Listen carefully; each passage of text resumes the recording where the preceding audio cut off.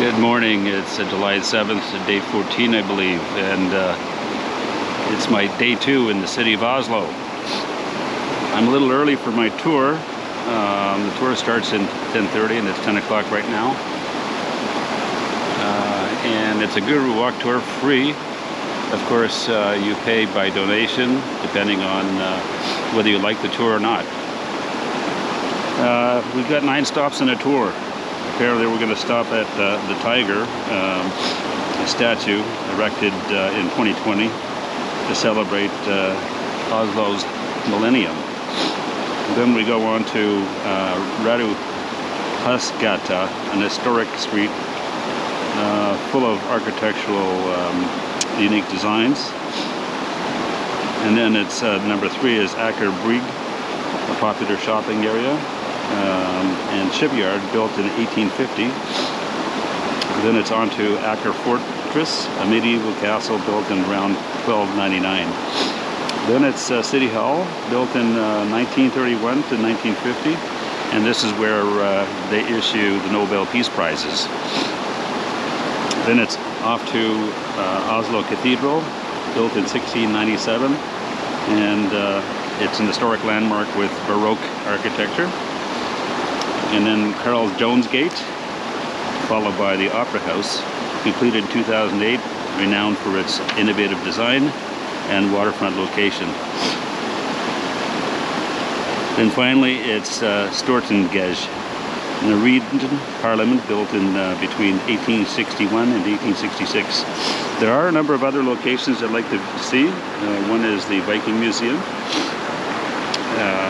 and also the National Museum of Art and Architecture, where Munch's famous Scream photo is located. Also, there is the Kon-Tiki Museum,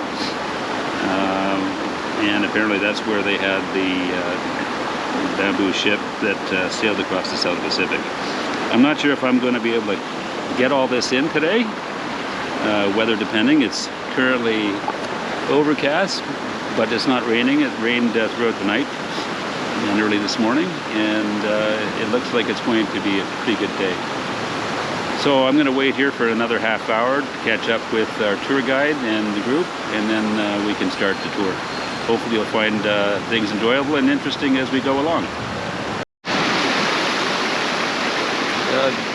Just a little few facts here in Norway.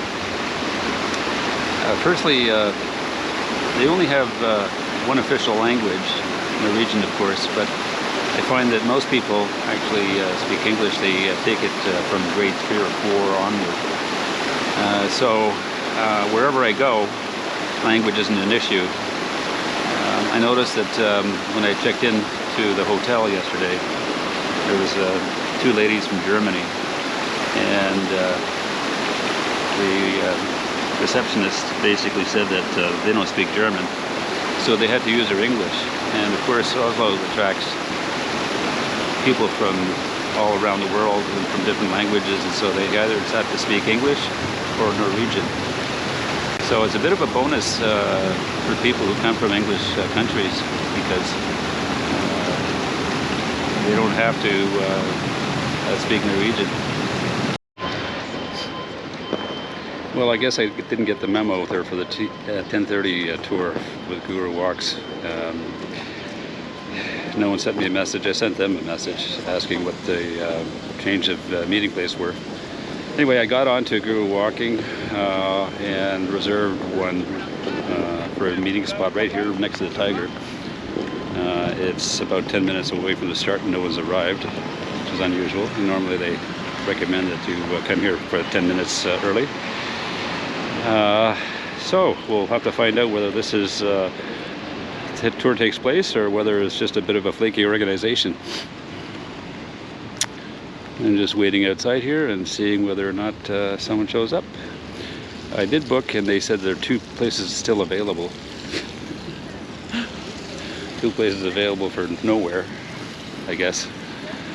We'll keep our fingers crossed, and hopefully someone will show up. So the bronze sculpture of the tiger has a story to it. Carl Johan a young poet, sculptor, left his hometown and came to Oslo.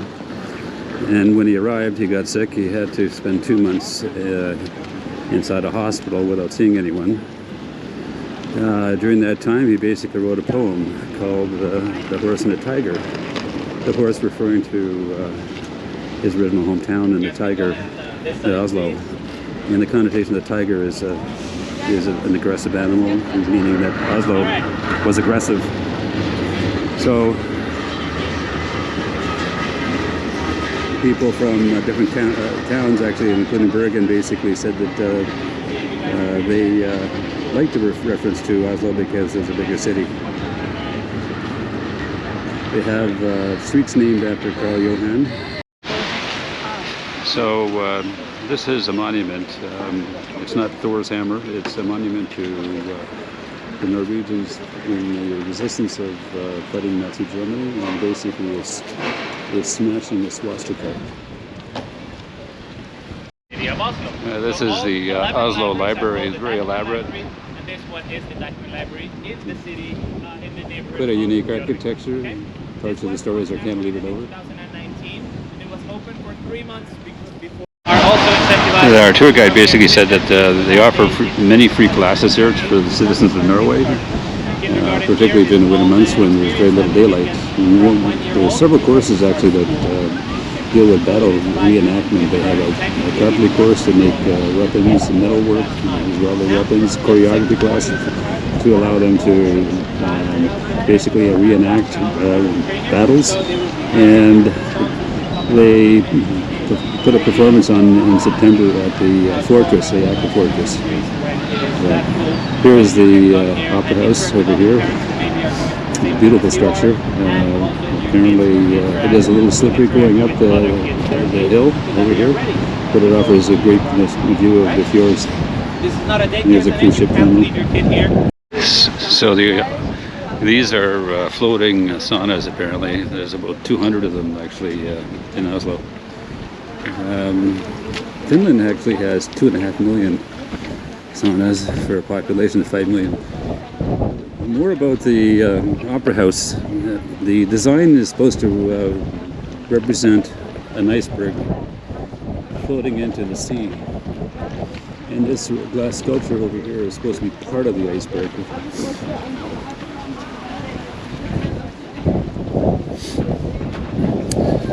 He talked about Edvard Munch, famous painting called Scream. Apparently, the painting is not in the museum behind the Opera House. It is located in National Art Gallery.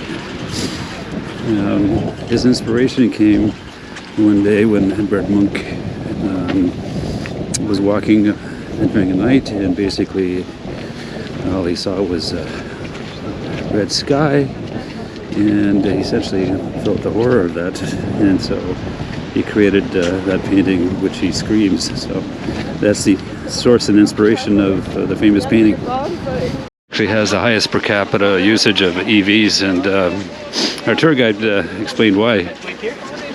He said that normal cars, gasoline-powered cars, they charge 40% more on the taxes to use a car, and that's why they're going So when you have EVs. your electric car, 97% of the car sales right now are EVs. No one is buying gas-powered cars. there is a very big culture in Norway about There's also Let's go. incentives, other incentives like parking, tolls, everything. I mean, is reduced.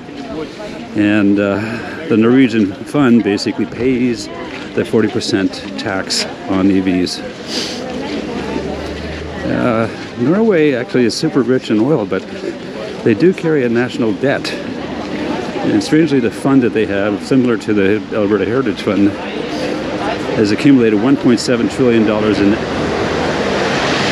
in assets. Interesting fact, Norway generates 97% of its hydropower through, dams. So that's why they can afford to have EVs. There are over 1,200 hydroelectric stations in the country. Now it is a restaurant with pictures. Back in the 1600s, the city of Oslo burned down, pretty well destroyed everything. 400 years old. And the story goes that King Christian IV in the 1600s, and this plaza itself is by ship saw that the city was still smoldering. And so, as a point of drama, he basically took off a silk glove and he let it fly into the wind. And wherever that glove landed would be the center of the new city that he would build. And so you can see in the fountain, there is his hand, and this is where the silk glove landed. But apparently it took 3 days to find it. So this is City Hall, and this is where the Nobel Peace Prize is awarded. Side entrance of the City Hall. This is where you actually go, and this is the actual entrance of it. In my opinion, it's much more beautiful than the other side, even if the other one is covered in scaffolding. This one is more has more decoration, has more art, has two main pieces that I want you to take notice. First one is the Golden Girl on top. She is an onlooker of the people of Oslo. People come here and they get married.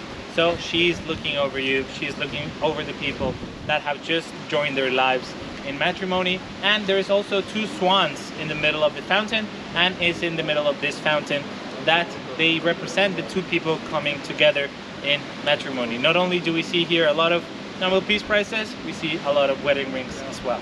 You can have your wedding here if you have 5 years to wait and 200,000 euros. So sign up over there. It's open every day for free between 10 and 4 p.m. on weekends and 9 and 4 p.m.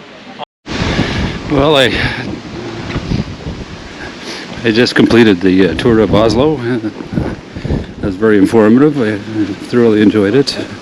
I know an awful lot more about the history of Oslo.